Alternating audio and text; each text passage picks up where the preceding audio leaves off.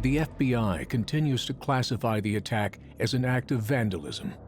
But in February 2014, John Wellinghoff, the former chairman of the Federal Energy Regulatory Commission, or FERC, went public with his concerns over the incident, telling the Wall Street Journal that the attack was the most significant incident of domestic terrorism involving the grid that has ever occurred. Wellinghoff saw this as his practice run for a larger operation so that you could come back in a crisis or a war and attack a lot more substations and do it successfully. I think the operation was successful because they demonstrated that they could gain access to this, that they could quickly make an attack on these things, that they were able to elude the police. I absolutely believe San Jose could have been a dry run. And I think it was an effective mission.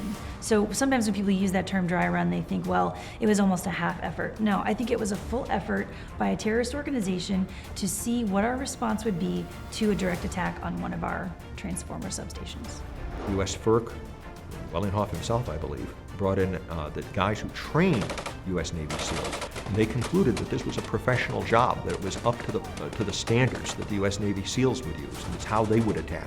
These are not hard targets. These are very, very soft targets. This man, who we'll call Mark, is a U.S. intelligence officer and former Navy SEAL. He is not permitted to reveal his identity on camera, but agreed to be interviewed because he feels Americans need to understand this threat to the nation. These are generally in remote areas that have just a fence around them, maybe a camera system. You see them all the time. You drive past them every day. They're not hard at all to actually take down. San Jose substation, by the way, services the Silicon Valley. You could have had cascading failures that would have blacked out perhaps the whole west coast of the United States. I would think that a lot of people could probably take down Manhattan when it comes to power grids. You're just asking 15, small handful of people to take down a power grid is just not that hard. Do you know how vulnerable we are as Americans when you think about that? When the Japanese attacked us in 1941, they had to use 6 carriers and 300 strike planes. When the terrorists hit us on 9/11, 4 planes. Now we can talk about just a couple hundred bullets could create the same level of damage.